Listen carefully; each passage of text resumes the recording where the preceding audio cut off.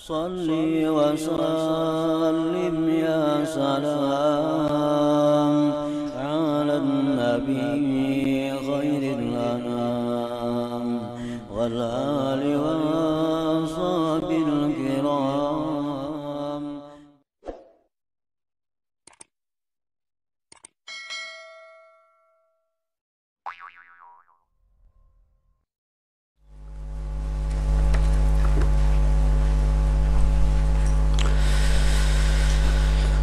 Bismillahirrahmanirrahim. Alhamdulillahirabbil alamin wa bihi nasta'in ala umurid dunya waddin.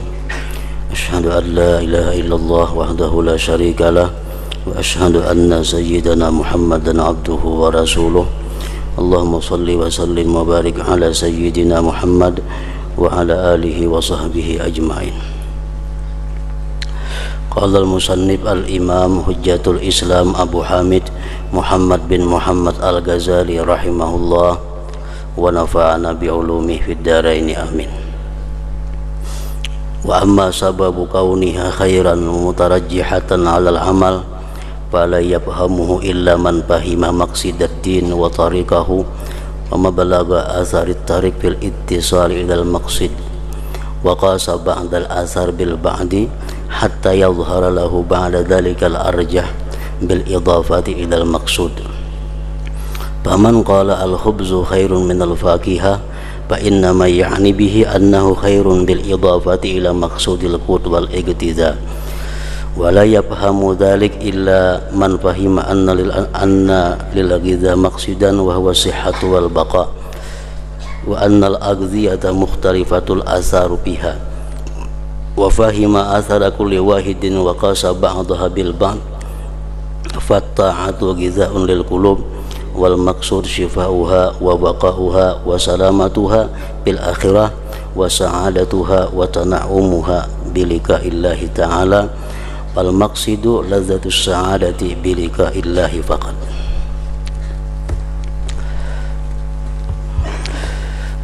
Makna daripada kalam al-imam al-Ghazali rahimahullah wa nafa'ana bi ulumih.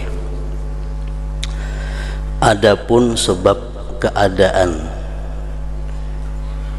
niat itu lebih baik dan dimenangkan atas amal, maka tidak dapat memahaminya kecuali orang yang memahami maksud agama.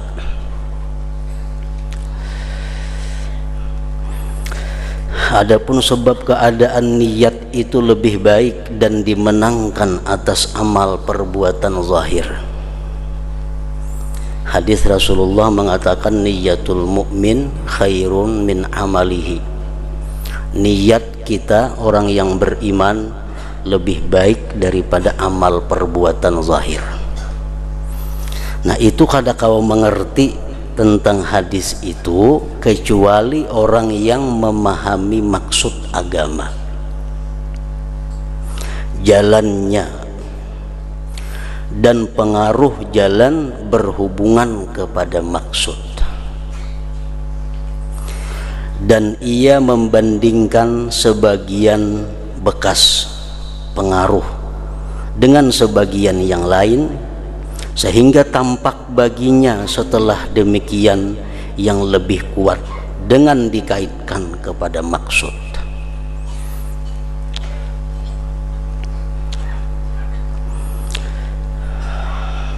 Kita ambil contoh umpamanya orang sakit kepala. Sakit kepala itu ada dua macam cara mengobatinya. Bisa dengan minum obat tablet, bisa juga dengan dikasai minyak angin. Nah, mana baiknya antara dua itu? Baik dikasai minyak angin kah atau minum obat? Kalau dipakai kedua-duanya, minyak angin dikasayakan, obat diminum, nang mana nang paling berpengaruh lawan menghilangkan sakit kepala itu? Nang paling berpengaruh terhadap menghilangkan sakit kepala, apakah obat yang diminum itu atau minyak angin? Nah, jelas sudah di situ bahwa yang paling berpengaruh itu adalah minum obat, karena obat itu masuk ke dalam, ke sumbernya penyakit. Sedangkan minyak angin ini hanya di luar, itu beberapa lapisan dulu hanya masuk kepada sumber penyakit itu. Tapi kedua-duanya baik, kedua-duanya diperlukan. Cuma pengaruhnya terhadap menghilangkan sakit itu lebih cepat, lebih baik obat yang diminum tadi, karena itu urusannya masuk ke dalam. Nah, itu juga halnya taat kepada Allah. Tujuan taat kepada Allah itu adalah bahagia, senang, bertemu dengan Allah. Tujuan kita taat kepada Allah agar kita bisa bertemu Allah itu bahagia. Kada supan, kada takutan, kada takut diusir. Nah, tujuannya taat. Tujuan taat itu adalah supaya kita bertemu Allah kaina gembira, bertemu Allah kaina bahagia. Itu taat. Sedangkan taat ini ada niat, ada perbuatan zahir. Nang mana nang paling berpengaruh dalam maksud, dalam membahagiakan kita bertemu Allah kaina? Niat atau amal zahir? Tentu niat. Tentu niat. Niat ini paling banyak pengaruhnya terhadap tujuan taat yang membuat kita bahagia bertemu Allah, kalau dibanding dengan perbuatan amal zahir semata. Walaupun amal ibadah zahir itu memberi pengaruh juga, tapi lebih banyak niat pengaruhnya. Nah, kayak itu maka pahamannya. Nah, jadi kada kau memaham masalah niat itu lebih baik dan dimenangkan atas amal zahir, kecuali orang yang mengerti jalannya agama.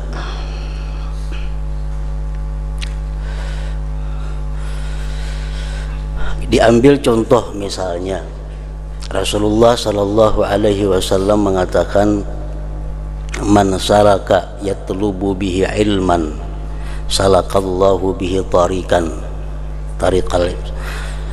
salakallahu bihi tarikan min tarikil jannah. Barang siapa yang berjalan pergi menuntut ilmu, Allah berikan dia jalan menuju surga. Nah, di situ nang mana paling berpengaruh, nang paling berbekas terhadap jalan menuju surga itu? Apakah jalan langkah kaki kita atau niatnya nitukah? Sehingga Allah memberikan ganjaran yang sangat besar. Orang yang berjalan menuntut ilmu akan diberi Allah jalan menuju surga. Jalan batisnya nitukah nang paling berpengaruh sehingga dapat hadiah dari Allah seperti itu, atau niat kita mulai rumah itukah? Nah, nang paling berpengaruh, saham nang paling banyak adalah niat, sehingga kita dapat jalan menuju surga. Buktinya apa? Nah, buktinya kalau kita berjalan mulai rumah ke majelis ilmu, tapi tujuan kita kada menuntut ilmu, tujuan kita membuka dagangan di majelis ilmu.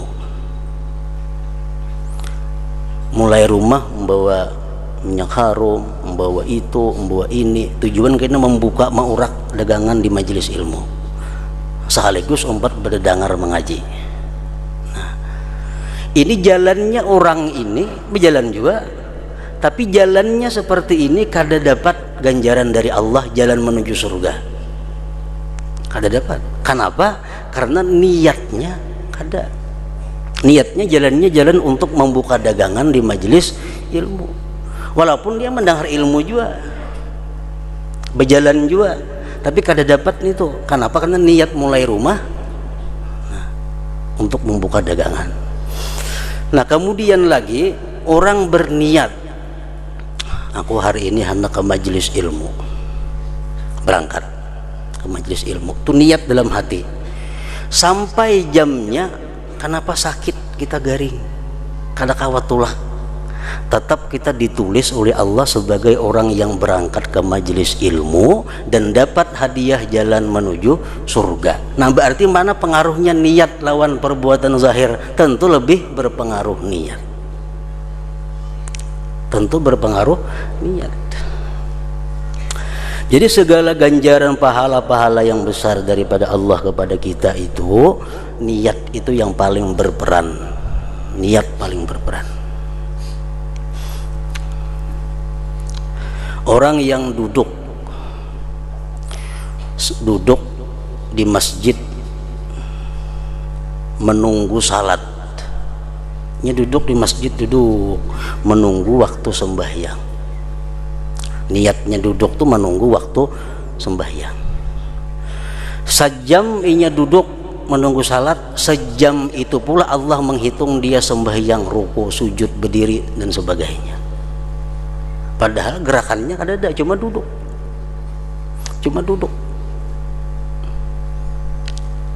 Nah, ini menunjukkan bahwa niat yang paling memberi bekas di dalam memperoleh pahala. Pahala itu modal untuk bisa bertemu Allah dengan senang dan bahagia. Taat tadi. Nah, kalau orang duduk di masjid tapi tujuan sambil menghadangi kawan, walaupun ini baca Quran, walaupun ini berzikir, tapi sambil menghadangi kawan. Pas orang bang zuhur, umpat berjamaah zuhur. Nah, duduknya itu kada dihitung sebagai duduk sembahyang. Kenapa? Padahal ini duduk, padahal membaca Quran, tapi kada dihitung sembahyang karena niatnya bukan menunggu sembahyang, menunggu kawan. Nah, itu alasan-alasan yang menunjukkan bahwa hadis Nabi tadi, niyatul mukmin khairun min amalihi. Niat orang beriman itu lebih baik daripada perbuatan zahirnya.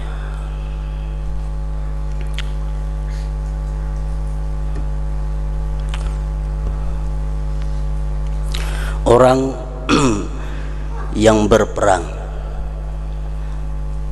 fisabilillah, perang fisabilillah, sedangkan dia tujuan perang ini macam-macam. Ada membela Islam tujuannya, ada sekaligus dendam melawan orang kafir, sekaligus ada juga hendak mendapatkan harta rampasan perangnya lawan orang kafir. Dapatlah pahala orang ini tergantung ukuran niat-niatnya itu. Nah, ada kita kada perang, kita di rumah guring di atas tilam nang empuk, tapi kita berniat, andai kata ada orang nih di daerahku ini berperang melawan orang kafir, aku umpat perang dan aku biar mati fisabilillah. Niatnya kuat seperti itu, guringnya mati, guring pas mati. Matinya mati apa? Mati sebagai syahid fisabilillah. Kenapa? Karena niatnya, padahal amal zahirnya kada ada. Sedangkan nanti maka berperang macam-macam belum tentu dapat pahala. Nah, itu alasan lagi, bukti lagi bahwa niat kita lebih utama daripada amal perbuatan zahir. Walaupun kedua-duanya perlu, amal zahir itu perlu, niat perlu, namun niat lebih berpengaruh terhadap mencapai tujuan, bahagia, senang bertemu dengan Allah Subhanahu wa Ta'ala di kemudian hari.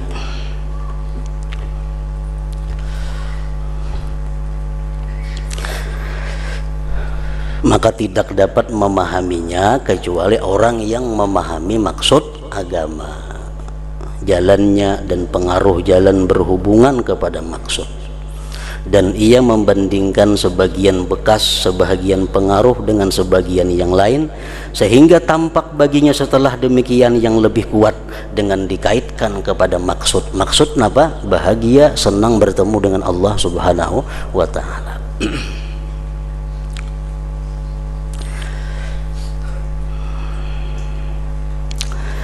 Maka siapa, ini contoh daripada Imam Al-Ghazali, barang siapa yang mengatakan bahwa roti itu lebih baik daripada buah-buahan,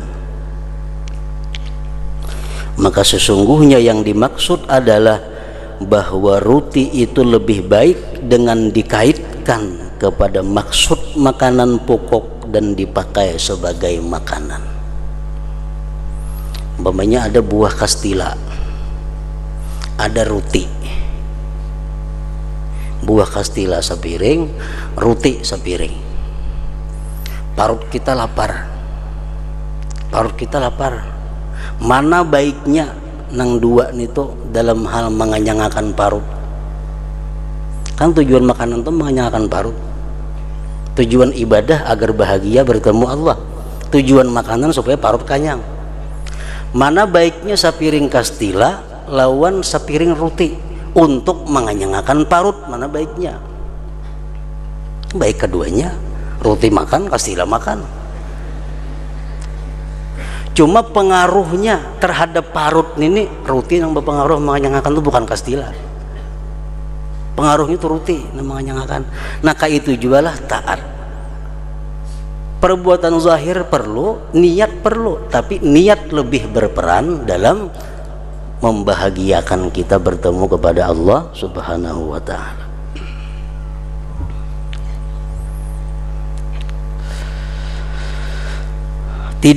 Tidak memahami demikian kecuali orang yang memahami bahwa makanan itu mempunyai maksud, yaitu kesehatan dan kekekalan hidup, dan bahwa makanan-makanan itu bermacam-macam pengaruhnya. Nah, kalau kita umpamanya maksud tujuan kita supaya qada hajat lancar, ada roti sepiring, kastila sepiring, mana baiknya yang dimakan? Tujuan bukan supaya kenyang, ada parut nih kenyang aja. Tujuan mana? Tujuan supaya qada hajat lancar. Tentu kastila paling baik. Nah jadi kada kau memahami masalah itu kecuali orang yang memahami tujuan makanan. Nah sama halnya kada kau memahami masalah niat dan amal zahir kecuali orang yang memahami tujuan ibadah itu apa. Nah setelah tahu bahwa tujuan ibadah itu agar mati bahagia senang bertemu Allah, nah hanya kau membedakan, menjelaskan bahwa niat itu lebih baik, lebih dimenangkan daripada amal perbuatan.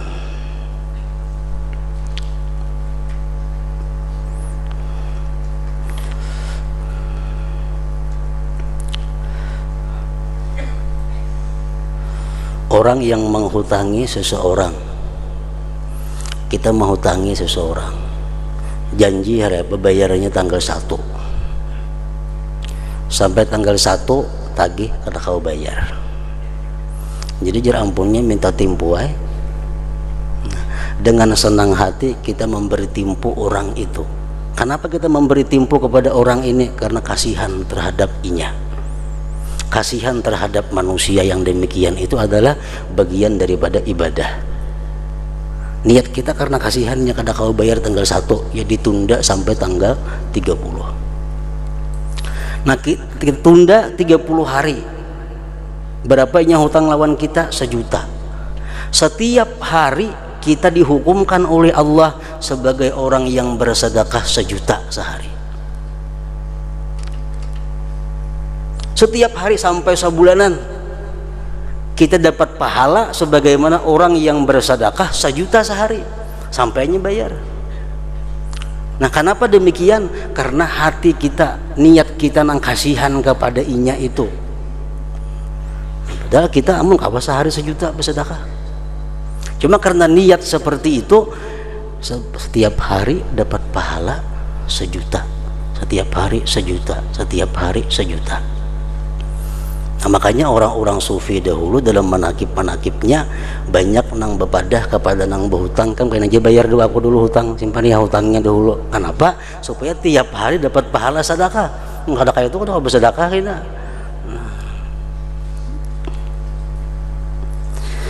Nah itu kehebatan niat, kehebatan niat. Jadi orang-orang yang mulia mulai daripada para anbiya, para aulia, mereka kada banyak beramal zahir. Nabi contohnya, sitin sembahyang sehari semalaman kawa dihitung sekian rakaat, kada banyak sembahyang Nabi. Sedekah Nabi kada banyak, baca Quran Nabi kada banyak. Nah, di mana keunggulan mereka itu? Mereka punya niat yang sangat banyak. Nah, niat yang baik saling banyakan dalam hatinya. Niat yang baik saling banyakan di dalam hati mereka. Sehingga walaupun mereka zahir perbuatannya kada banyak punya amal, cuma niat dalam hati macam-macam, segala kebaikan diniatkan, sehingga mereka lebih tinggi daripada orang yang banyak beramal zahir.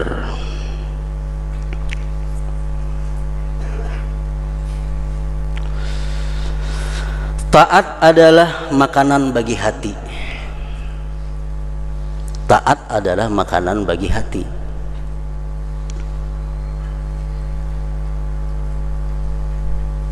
Maksudnya adalah kesembuhannya hati yang sakit. Hati yang sakit itu disembuhkan dengan taat. Kekekalannya, maksudnya hidupnya hati. Hidupnya hati. Keselamatannya di akhirat. Kebahagiaannya dan merasakan kenikmatannya dengan bertemu Allah Ta'ala. Maka tujuan adalah, maksud daripada taat itu adalah kelezatan, kebahagiaan dengan bertemu dengan Allah saja. Nah, itu hati.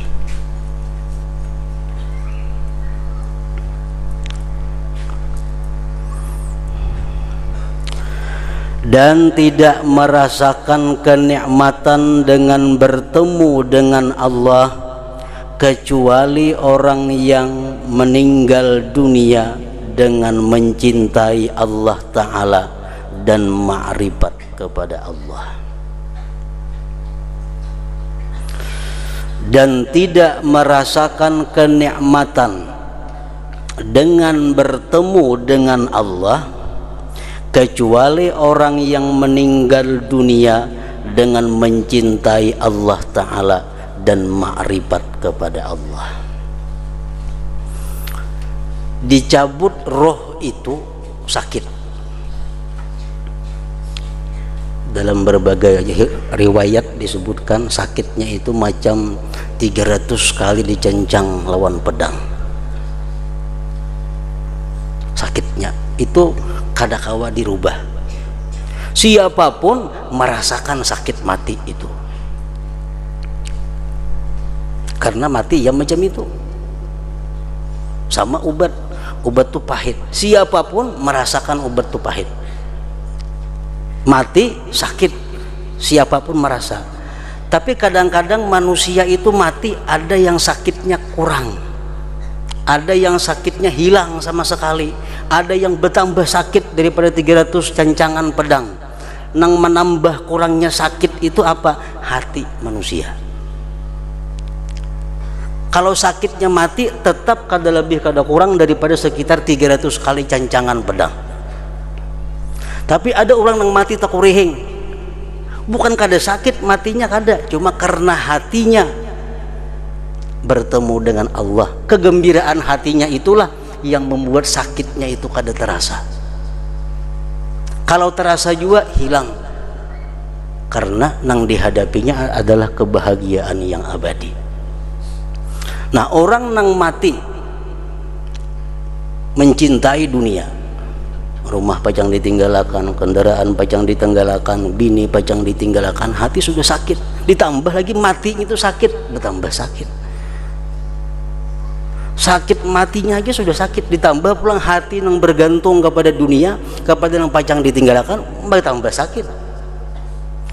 Nah, jadi orang-orang yang mencintai Allah, yang ma'rifat kepada Allah, mereka itulah yang bisa merasakan kenikmatan mati itu, bukan kada sakit. Nah, sama halnya orang yang hendak operasi. Ujar dokter, ikam kalau ini operasi, ikam bisa melihat, bisa mendengar, ikam bisa buka kina mun ikam kada operasi ini nih, jangankan melihat mendengar kada, berdiri aja kada kawa, berduduk kada kawa mun ikam kada operasi. Tapi kalau ikam operasi, kalau kita operasi dengan senang hati, kita operasi itu dengan senang hati, bayar lagi. Kenapa? Karena kita sudah tahu bayang-bayang begitu untung operasi bisa buka, bisa melihat, bisa mendengar, bisa bersuara. Pada operasi sakit, tetap sakit operasi itu. Tapi karena bayang-bayang kita demikian, sakitnya jadi hilang. Dengan senang hati, dengan nikmat kita menjalani operasi itu. Karena di hadapan ada bayang-bayang kebahagiaan ke lapangan. Ya kurang lebih macam itu.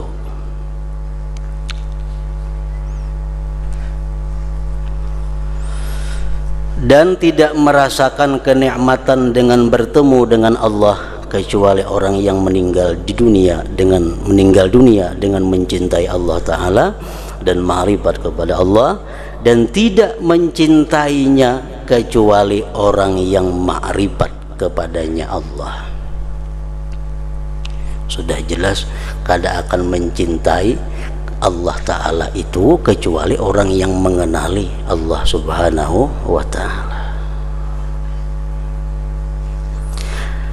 Dan tidak jinak hatinya dengan Tuhannya kecuali orang yang lama zikirnya kepadanya. Mengetahui hati kita jinak kadanya, yang paling inting antara lain bangun guring. Itu ukuran orang-orang yang jinak kepada Allah. Salah satunya, setelah bangun guring, apa yang ada dalam pikiran kita, apa yang ada yang kita ucapkan oleh mulut kita, apa yang diingat oleh hati kita. Bangun guring. Bila bangun guring itu kita bangun guring sadar, alhamdulillahilladzi ahyani ba'da ma amatani wa ilaihin nusyur. Ini salah satu tanda orang yang jinak dengan Allah. Jinak dengan Allah. Begitu bangun guring langsung yang diingatnya, alhamdulillahilladzi ahyani ba'da ma amatani wa ilaihin nusyur. Nah, mengetahui kelakuan seseorang, hati seseorang, imbah guring. Kakan-kakan tuh bangun guring papainan aja carinya. Kenapa? Hatinya memang pepainan, hatinya bunika-bunika. Bangun guring itu mencari pepainannya. Orang nak ahli usaha bangun guring kalkulator dicari. Kalkulator. Orang nak ahli kitab, ahli mutalaah bangun guring kitab aja dicari itu.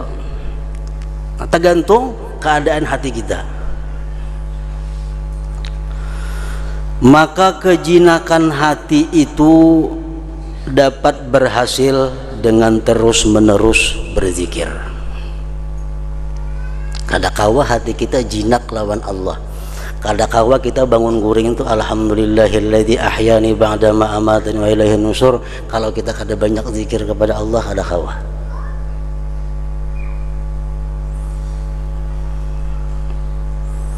Orang yang banyak zikir hanya kawa jinak lawan Allah. Takajud nang apa? Allah. Datang nikmat Allah. Datang musibah Allah. Karena hatinya sudah jinak kepada Allah. Nah itu kadakawa kita dapat, kadakawa kecuali kita orang yang banyak berzikir dahulu kepada Allah. Maka kejinakan hati itu dapat berhasil dengan terus-menerus berzikir. Dan ma'rifat itu dapat berhasil dengan terus-menerus berpikir. Kayak apa supaya kita ma'rifat dengan Allah? Modalnya berpikir. Bila kada berpikir, kada akan dapat ma'rifat kepada Allah. Nah apa yang dipikirkan? Supaya kita bisa ma'rifat, banyak macam-macam yang dipikirkan. Antara lain para ulama menjelaskan yang perlu ditafakkurkan agar kita mengenali Allah adalah ma minna ilallah wa ma minallah ilaina. Nang kita pikirkan itu antara lain adalah nang perlu untuk menumbuhkan ma'rifat tadi, apa persembahan kita kepada Allah dan apa berian Allah kepada kita. Pikirkan itu. Apa persembahan kita kepada Allah dan apa berian Allah kepada kita. Pikirkan. Allah memberikan kita mata, hidung, telinga, batis, tangan, nyawa, kesehatan. Allah memberikan kita nikmat, memberikan kita hendak makan, memberikan kita selera, memberikan kita macam-macam.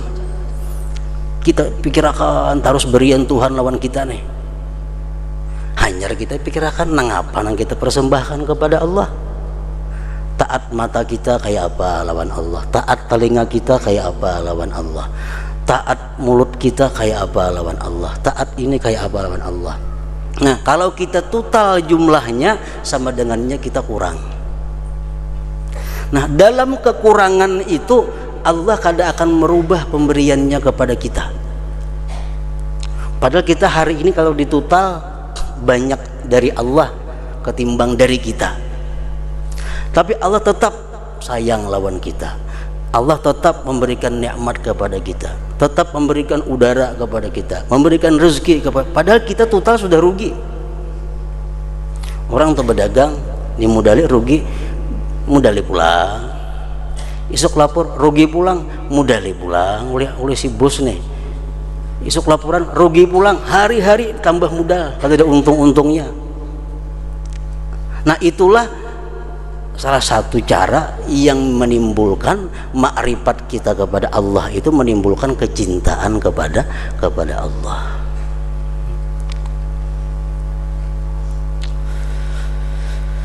Maka kejinakan hati itu dapat berhasil dengan terus-menerus berzikir, dan makrifat itu dapat berhasil dengan terus-menerus berpikir dan cinta mengikuti makrifat dengan pasti.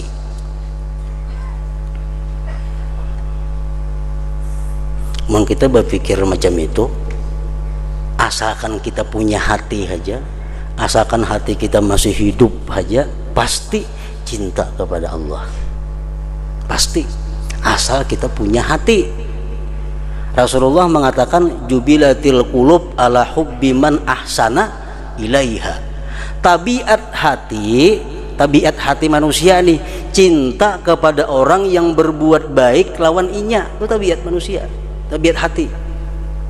Jubilatil qulub ala hubbi man ahsana ilaiha. Tabiat hati manusia cinta kepada orang yang berbuat baik kepadanya. Orang tuh berbuat baik jaga kepada kita, hati kita cinta tuh lawan inya. Asal kita berisi hati, asal punya hati. Arti punya hati itu hati kita masih normal, hati kita masih hidup, hati kita masih peka. Nah, tapi kalau orang sudah punya mata hati buta, hatinya sudah mati, kayak apapun orang baiknya lawan inya kada peduli. Air susu dibalas air tuba, iyan itu orang kada punya hati. Nabi mengatakan tabiat hati itu cinta kepada orang yang berbuat baik lawan inya. Sekarang kita ukur-ukur siapa yang paling berbuat baik kepada kita. Hakon lah orang menjadi muda 10 kali rugi terus kita. Siapa aja nang sugih, kuitan gin kayak apakah? Mun hakon lagi muda li, dagang rugi. Nah, Allah Subhanahu wa ta'ala setiap hari kita rugi. Pemberiannya lawan persembahan kita selalu kalah persembahan kita. Tapi setiap hari Allah masih menambah anugerah, menambah nikmat kepada kita. Nah, kalau kita bertafakur macam itu, kita akan kenal bagaimana pemurahnya Allah, bagaimana sayangnya Allah. Bila kita kenal sayangnya Allah kayak apa lawan kita, otomatis kita bisa cinta kepada Allah. Nah, cinta kita kepada Allah tergantung dengan makrifat kita tadi, kada boleh tidak.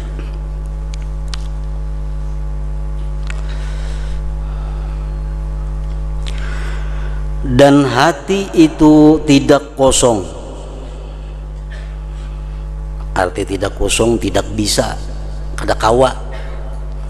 Dan hati itu tidak kosong, artinya kada kawa untuk terus-menerus berzikir dan berfikir, kecuali apabila ia si hati tadi kosong dari kesibukan dunia. Itu sudah jelas.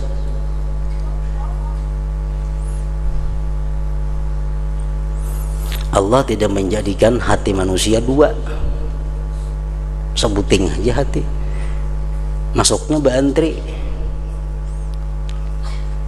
lagi hibak kada kawa diisinya lain. Nah bila kadang ini sudah keluar, hanya yang sebuting pulang masuk. Nah selama hati kita masih sibuk dengan kesibukan dunia, maka hati yang selalu berzikir, hati yang selalu tafakur kada kawa. Kenapa? Karena dunia kada sing kaluaran, antrian nih panjang bener.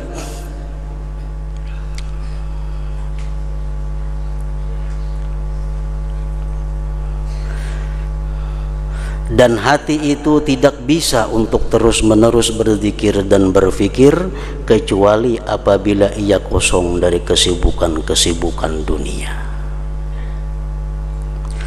Dan hati tidak kosong dari kesibukan dunia kecuali apabila nafsu syahwatnya terputus daripadanya. Dunia kada mau pindah di hati kita, kecuali kita kada kepingin lagi lawan inya, hanyarnya pindah. Selama masih kita kepingin dengan dunia ini, tetap inya bertunggu di hati kita. Dunia nama nunggui, zikir kada kau masuk, tafakur kada kau lagi masuk.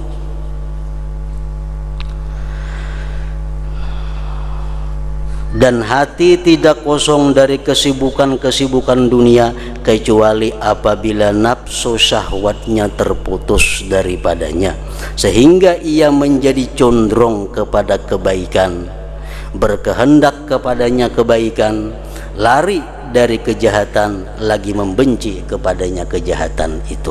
Nah kalau sudah keinginan kita kepada dunia ini putus, otomatis hati kita berkehendak kepada kebaikan, lari daripada kejahatan dan benci kepada kejahatan.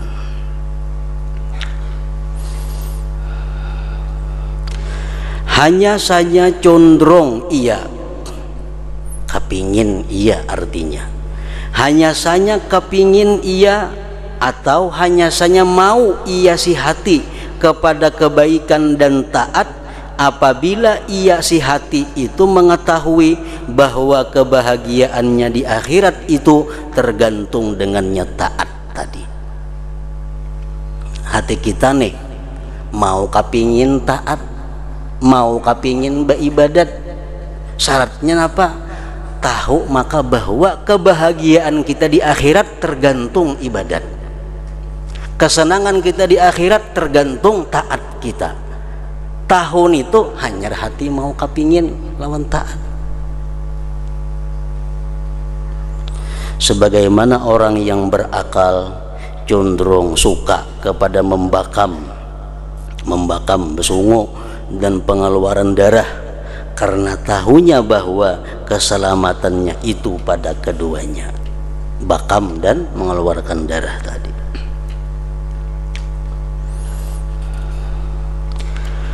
Apabila ia berhasil, apabila dapat, artinya apabila dapat pokok kecenderungan kepada taat.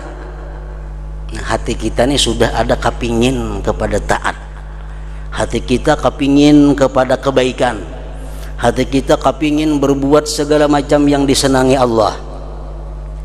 Dengan makrifat, dengan sebab tahu artinya bahwa akhirat itu kebahagiaannya tergantung dengan taat. Sudah makrifat, kita sudah tahu bahwa kebahagiaan akhirat tergantung lawan taat. Tahu itu, hati kita ada condong kepada taat. Nah maka hanya saja kuat kecenderungan itu dengan beramal dengan tuntutan kecenderungan dan mengakali atasnya. Ini hati kita sudah tahu bahwa kebahagiaan akhirat tergantung lawan taat kita di dunia. Tahu sudah itu. Lalu hati kita kepingin taat.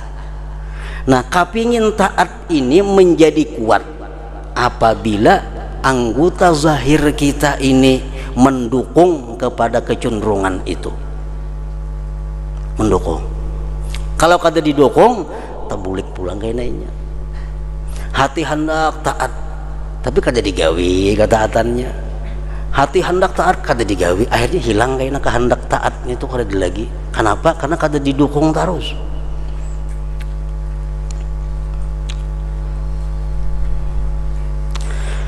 Karena sesungguhnya mengekali atas tuntutan sifat hati.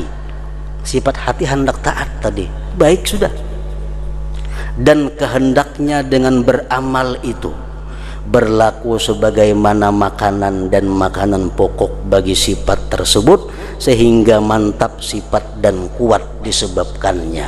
Nah, kalau keinginan hati kita hendak taat nih, kita dukung, gawi, laksanakan, hendak taat, laksanakan. Itu sifat kehendak taat nih menjadi kuat dan mantap di dalam hati, akan menjadi kokoh. Bila sekali hendak saja kada dihiraukan, akan lemah dan hilang. Contohnya, orang yang cenderung suka atau mau kepada menuntut ilmu atau mencari kepemimpinan, orang hendak jadi pejabat, orang nang hendak jadi tuan guru, atau orang nang hendak jadi pejabat, itu tidaklah kecenderungannya pada permulaan kecuali lemah. Orang hendak jadi tuan guru, orang hendak jadi pejabat, itu keinginan hatinya masih di bawah 50%.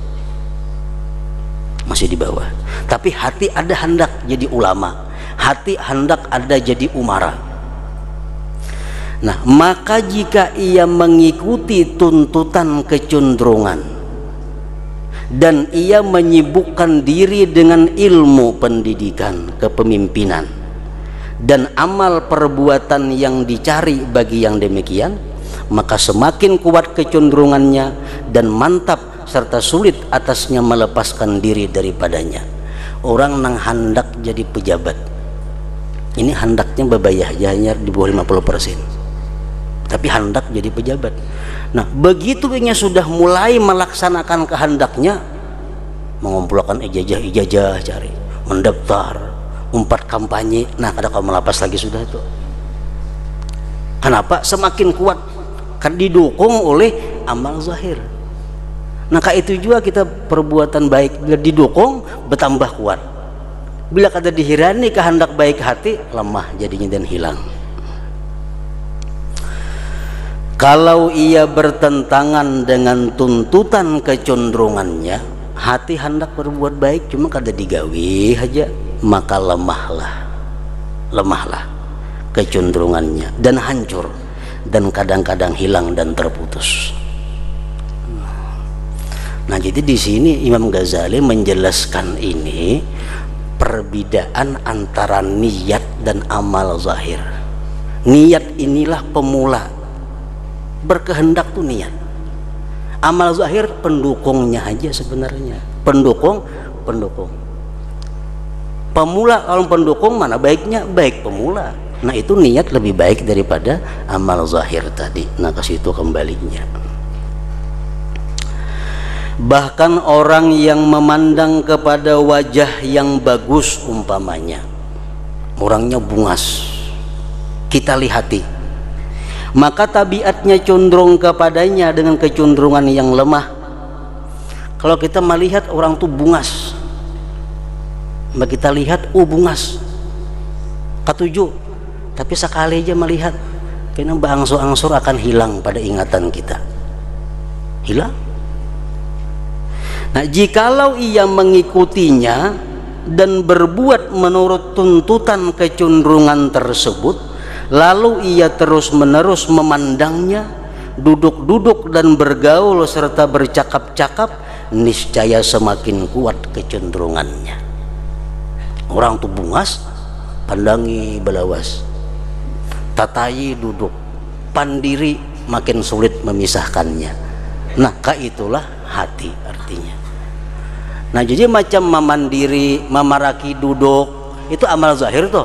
Amal itu pendukung bagi kecenderungan asal di dalam hati, sehingga kalau dari ikhtiarnya maka ia tidak melepaskan diri daripadanya. Jika ia menghentikan dirinya pada permulaan, melihat bungas sekilas ampih nggak situ aja, dan ia menyalahi tuntutan kecenderungan mestinya diparaki pulang, dihimati kayak itu ane kada bejauh inya. Niscaya yang demikian itu seperti memutuskan makanan dan makanan pokok dari sifat kecenderungan, dan demikian itu adalah cegahan dan tulakan di hadapannya, sehingga ia lemah, hancur, dengan sebab itu tercegah dan terhapus. Nah itulah artinya perbandingan antara niat yang merupakan bagian taat dan amal zahir yang merupakan bagian taat. Nah ingat situ, begitu pula semua sifat kebaikan dan taat semuanya adalah yang dikehendaki dengan akhirat.